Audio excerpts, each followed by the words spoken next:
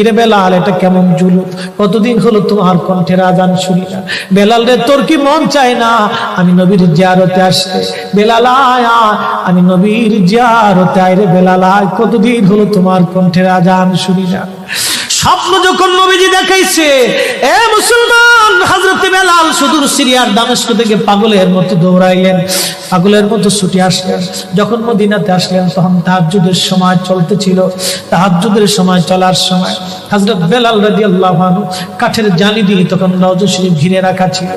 ওই জালির পাশে বসে বসে জালির সঙ্গে মাথা ঠেকাইয়া নবীর পাগল বসে বসে গুনগুন গুনগুন করে কাঁদে আর বলে, হুজুর আপনি আসতে বলেছিলেন, গোলাম এসে হাজির হয়েছে। নবী গো, আজান দিতে বলেছেন, আমি আজান দিলে আপনি আগে নামাজে আসতেন, এখন আজান দিলে কি নবী আপনি নামাজে আসবেন? হুজুর এখন আজান দিলে কি আপনি নবী নামাজে আসবেন?